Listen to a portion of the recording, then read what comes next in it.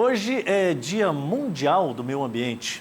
Isso desde, sei lá, acho que de 72 para cá ou de 700. Vamos saber agora o detalhe, porque eu tenho um convidado especial para a gente falar sobre este assunto no programa de hoje. O assunto é conscientização, que precisamos ter e muito sobre a preservação.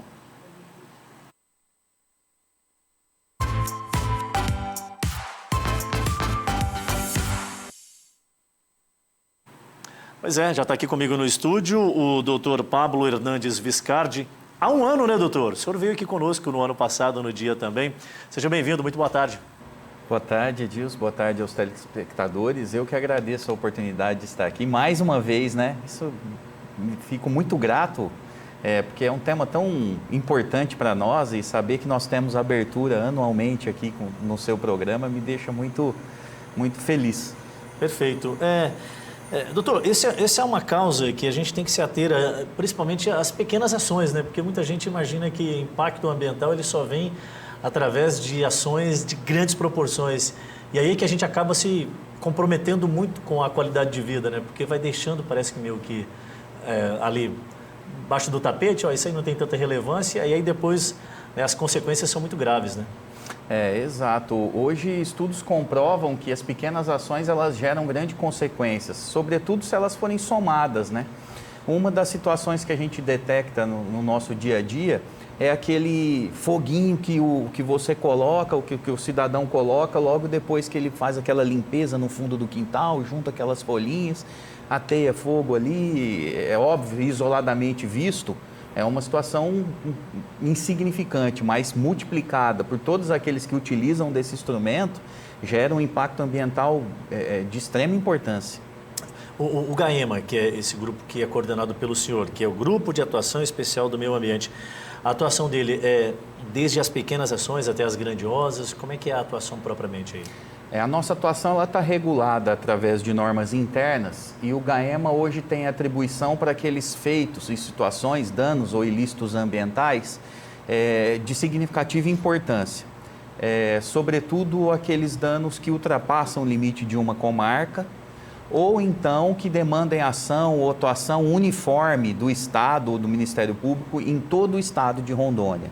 Então, as demandas de alta complexidade, os danos ilícitos ambientais um pouco mais complexos, aí tem a atuação do grupo especial. Não que os ilícitos ambientais pequenos não tenham atuação do MP, tem sim, mas esses ficam afetos aos promotores das comarcas lá, locais mesmo. Certo. A questão das unidades de conservação, aí é um dos pontos que a atenção é mais específica ainda deste departamento, né? Isso. Como é que é a atuação acerca disso e o que nós temos colhido de avanços posteriormente essas ações que vocês têm desempenhado nos últimos tempos? Veja, os últimos relatórios anuais do Estado de Rondônia, eles nos trazem uma preocupação com relação às unidades de conservação, porque a maioria do percentual de desmate atualmente está ocorrendo nessas áreas ambientalmente protegidas.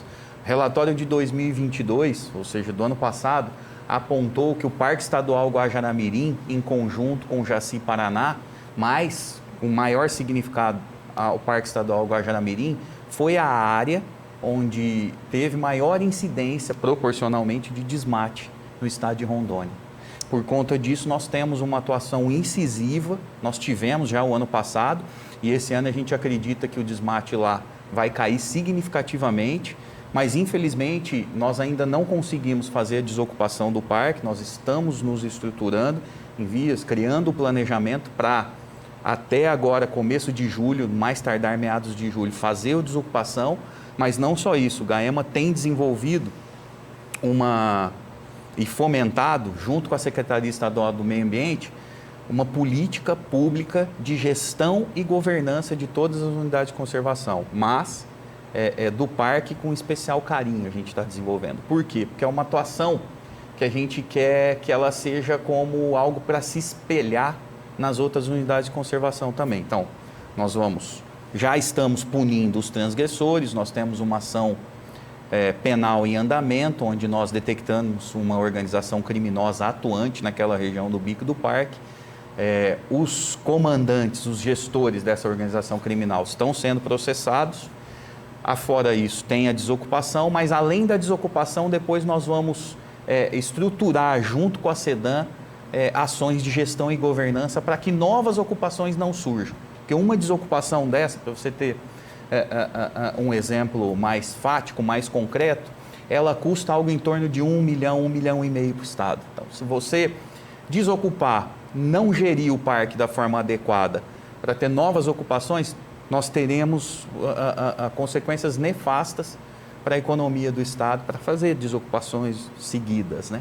Quando a gente implementa nesses locais gestão e governança para que o parque se sustente por si próprio, com cadeias de comando e controle, com fiscalizações efetivas, a ideia é estancar isso e fazer com que o Estado se aproprie, e os cidadãos também se apropriem dessa riqueza de Rondônia, do mundo, do Brasil, mas especificamente de Rondônia, que é o Parque Estadual Guajanamirim, assim como todas as nossas unidades de conservação. Doutor, me chama a atenção, o GAEMA atua com vários braços, dá para fazer todo esse tipo de atividade sozinho. O senhor até citou algumas instituições, como a Secretaria de Meio Ambiente, né? Quais são os braços efetivos para esse tipo de atuação e mais a questão preventiva, para que a gente evite a ocupação, a agressividade, aquele espaço que é indevido para determinadas ações? Como é que é articulado tudo isso e um pouquinho mais adiante, como é que vocês têm conseguido, se está harmônico essa questão entre as instituições que são necessárias atuarem em conjunto com vocês? Veja, costumo dizer que para problemas complexos não existem soluções fáceis. E as soluções complexas, elas necessariamente, elas têm que partir de uma ação interinstitucional, de várias instituições agindo de forma harmônica, coincidente e ao mesmo tempo.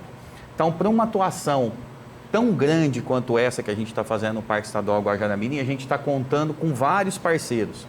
BPA, parceiro de primeira hora, aliás, eu quero registrar aqui minha felicidade em trabalhar com os policiais ambientais do estado de Rondônia, que são verdadeiros heróis e que protegem definitivamente as nossas unidades de conservação, o nosso patrimônio natural. A SEDAM tem sido muito bem receptiva também. Polícia Civil, sobretudo nessa questão da investigação de organizações criminosas, através da DRACO 2, que é a DRACO do interior, tem feito um trabalho maravilhoso. A CUC, que é da SEDAM, que é a Central das Unidades de Conservação, a Coordenadoria das Unidades de Conservação, também está se estruturando de uma forma bastante boa, bastante significativa. Ministério Público Federal, o Exército vai ceder também estrutura para que a gente faça essa desocupação, principalmente local, para que os policiais fiquem lá no Parque Estadual Guajanamirim, que tenham dignidade também ao prestar os seus serviços. Enfim, são vários parceiros, até peço desculpa antecipadamente se eu esqueci de alguns deles. Idaron também, por conta do mapeamento do gado que existe no local. E assim, nós precisamos de todos eles e, mais do que isso, precisamos que todas essas instituições pensem em conjunto, agindo de forma conjunta, num denominador comum, no mesmo sentido. Eu costumo dizer que do lado de lá há um crime organizado e nós precisamos combatê-lo de forma organizada também. Tem que ter uma organização mínima. Inclusive, há uma narrativa que existe aqui no Estado, por alguns, aqueles que desconhecem a realidade, que a maioria das pessoas que estão lá são pessoas carentes, famílias que precisam daquilo para sobreviver. Nós temos vastos relatórios que contrariam ponto a ponto essas narrativas. O que hoje nós temos lá, e eu posso afirmar sem medo de errar, é uma organização criminosa com cabeças que usam de pessoas às vezes essas que estão lá na ponta, que faz o desmate, que essas são vulneráveis, mas que depois consolidam essas propriedades em grandes latifúndios. Então, a situação hoje existente nessa unidade de conservação é uma situação, como está bem descrita na nossa denúncia da organização criminosa, é uma situação de grilagem, de desmatamento e de ocupação e a apropriação de terras públicas para fins privados, de grandes grupos econômicos. Agora, não há embasamento, independente da situação de vida do cidadão, para cometer um crime tão agressivo quanto a questão de impactar o meio ambiente. Exato. Por mais que haja uma narrativa de dizer que são pessoas que precisam, não dá para a gente solucionar um problema e criar outro. Exato, Soluciona um perfeito. problema de uma categoria e cria um problema para uma comunidade generalizada. Então, por mais que haja, não justifique, né? Não justifica. E a atuação de vocês, até pelo que o senhor nos traz aqui de perspectivas, vai trazer bons relatos nos próximos momentos de levantamentos, de avanços no combate a esse tipo de problema que a gente vem enfrentando já há algum tempo. Um outro ponto, eu queria avançar aqui também nos pormenores, eu vi até algumas imagens ali. É um debate que seria muito mais intenso e em um outro momento eu vou querer discutir com o senhor a avaliação que o senhor faz desse tipo de prática de combate. Eu não sei, o senhor está falando dos custos que existem para determinadas operações. Os equipamentos, eles custam, por que de repente o Estado não pega esses equipamentos e monetizam, coloca eles para render de alguma outra forma para o Estado? Isso é uma questão que vem sendo debatida, a Câmara dos Deputados, através de alguns parlamentares, começou a levantar justamente uma discussão sobre isso. E aqui eu não estou dizendo se é correto ou se não é, só acho que deveria ser discutido, né? Porque quantos milhões são destruídos também? Há justificativas, mas também será que não tem mecanismos que a gente pode encontrar para que não seja necessário destruir esses equipamentos e que eles tragam de volta para a sociedade alguma coisa? Porque eles podem até custear as operações, né? E por aí vai.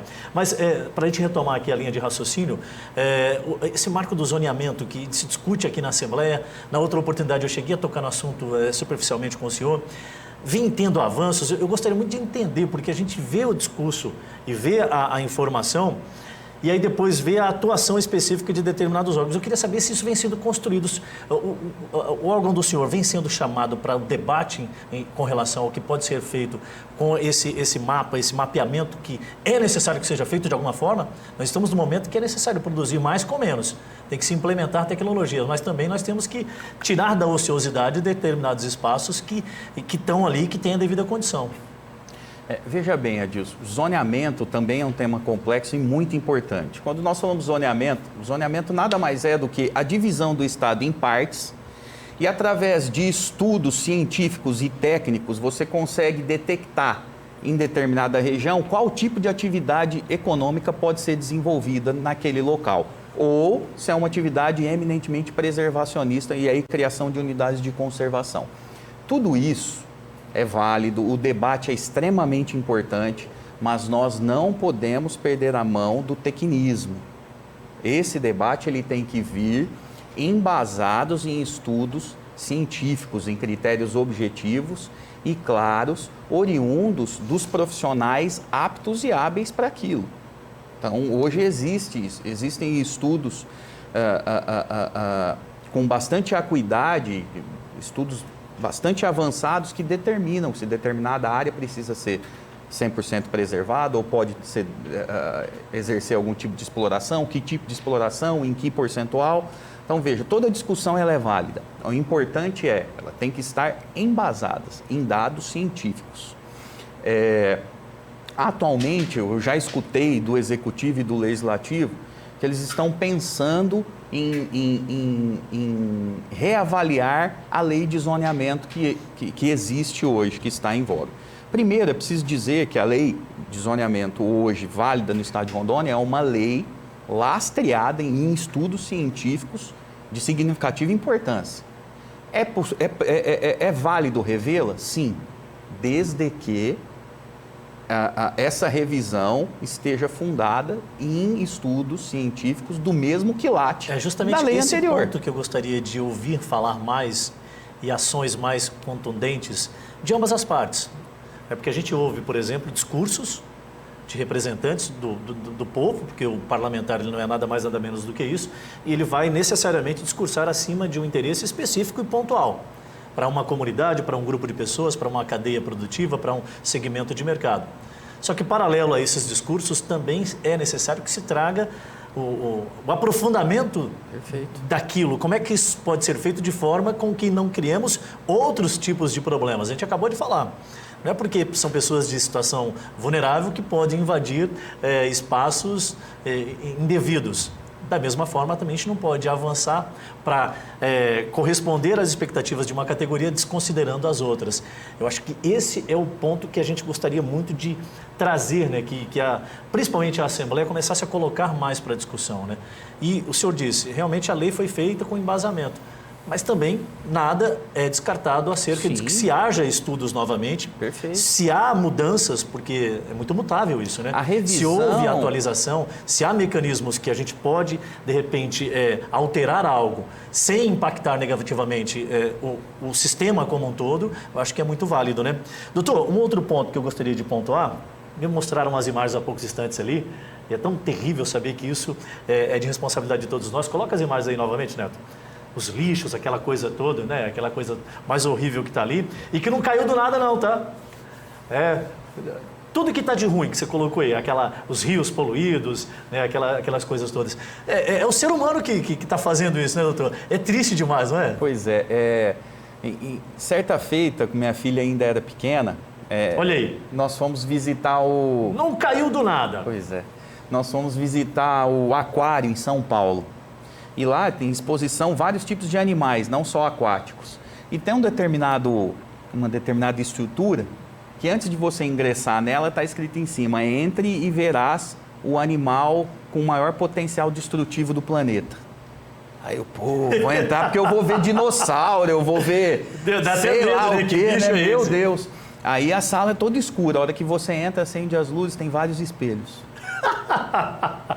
Que sacada, hein? Que sacada. Nós somos o animal com o maior potencial destrutivo do planeta. Mais destrutivo, é verdade, porque tudo isso que é feito, e às vezes é aquilo que a gente começou no bate-papo aqui, né? Você acha que é de pouca relevância, igual o pessoal colhendo ali o lixo, né? Cada um que jogou uma faísquinha daquela ali acha, isso não vai dar nada. Mas o muito cria essa destruição generalizada. E você já percebeu que quando o brasileiro vai para o exterior, ele faz isso? Ele não joga o lixo no chão, ele recolhe o lixo? Por que em aqui casa no Brasil, não, mas fora... Mas é porque talvez ele interessante. entenda que lá tenha mais rigidez no acompanhamento e a penalização, o aculturamento, quando ele vê o exemplo do lado dele, por aí vai, tem uma série de fatores. Pois é. E também aquela inibição, né? Poxa, eu estou de fora, na minha casa eu pinto e bordo, quando deveria ser o contrário, né? Eu tenho que cuidar melhor ainda do meu ambiente e tudo mais. A questão de saneamento, água tratada, coleta seletiva, descarte de lixo, tudo isso é monitorado pelo departamento também do senhor? Sim, sim. Nós temos uma área especificamente, com uma promotora auxiliar que atua especificamente nessa questão de águas e saneamento. Então, hoje nós já temos os levantamentos de todos os municípios que têm plano municipal de saneamento básico, que têm plano municipal de resíduos sólidos. Estamos trabalhando em conjunto com o pessoal da Vigilância Sanitária e também esqueci o nome do parceiro do órgão federal que ajuda, auxilia os municípios a planejarem, a fazerem esse plano municipal também de saneamento. E hoje nós temos o levantamento de que, se não todos... Acho que é Funasa, né? Funasa, exatamente. Funasa, é isso. Todas as cidades ou têm plano municipal ou estão em vias de terminar, de finalizar o plano municipal de saneamento. Isso é importante por quê? Porque ele vai dar o norte para todas as ações consequentes para a implementação e execução de fato do saneamento básico. É óbvio que isso exige muito dinheiro, é óbvio que existe bastante interesse público, envolvimento do poder público. O mais triste é porque mas é o começo. É o tipo de investimentos que quase não aparece. Isso. E aí acaba não interessando ao gestor. Esse trabalho que a Funasa fez, e eu tenho acompanhado parcialmente, é maravilhoso, porque ela já prepara algo cientificamente, com estudos super aprofundados, e coloca de bandeja para o gestor público para que ele comece a implementação. E muitas ações ainda vêm com contrapartidas do governo federal, sim, entre outros pontos. Então, acho que é preciso que a sociedade também comece a ter um olhar mais atento à atuação daquele representante que ela colocou para fazer a gestão da comunidade em que ela vive. Eu vejo os municípios bastante engajados nesse tema, tanto saneamento. Aliás, falar em saneamento, a gente pensa que é só esgoto, mas não é. Saneamento envolve água e resíduos também, né? Então, envolve lixo, envolve água potável e esgoto. E o país todo é muito penalizado. Muito. Mas Rondônia e Porto Velho, principalmente, está lá naquele lugar que ninguém queria estar. Basicamente, um dos últimos, um dos piores. Porto Velho, especificamente, está em fase de licitação agora para a contratação de uma empresa para realizar o saneamento ponta a ponta, né? Mas a gente tem visto o envolvimento muito grande dos municípios, o interesse muito grande dos municípios, tanto pela ARON, que é a Associação dos Municípios, e a ANAMA também, que é a Associação Nacional dos Secretários do Meio Ambiente, secretários municipais do meio ambiente. Porque também eu acredito que é preciso que a gente continue fazendo o que nós estamos fazendo nesse momento, começar a debater, chamar a atenção das pessoas, né? Acho que a comunidade precisa cobrar mais e entender que isso é relevante. Quando for algum tipo de pessoa que se colocou à disposição para um cargo específico, tem que ver se o discurso da pessoa também tem um interesse a longo prazo, né? E investir nessas áreas, né, no meio ambiente, é para gerações. Acho que é muito relevante isso. Doutor, eu queria agradecer pela vinda. Infelizmente, o tempo está acabando. Agradeço aqui ao doutor Pablo Hernandes Viscardi, promotor de justiça do Ministério Público de Rondônia e coordenador do GAEMA, o Grupo de Atuação Especial do Meio Ambiente. Muito boa tarde, um grande abraço, parabéns pela atuação e conte sempre com a Band, estamos aqui aberto. Agradeço a oportunidade, um grande abraço, uma boa tarde, uma excelente semana a todos vocês aí de casa. Cumprimento também minha querida amiga Maríndia Moura. Acredito que eu tinha esquecido o nome. Não dá para olhar para a Maríndia e não lembrar o nome dela, né? Vou te contar, o cabelo branco dá nisso, né? O assunto é a questão do meio ambiente.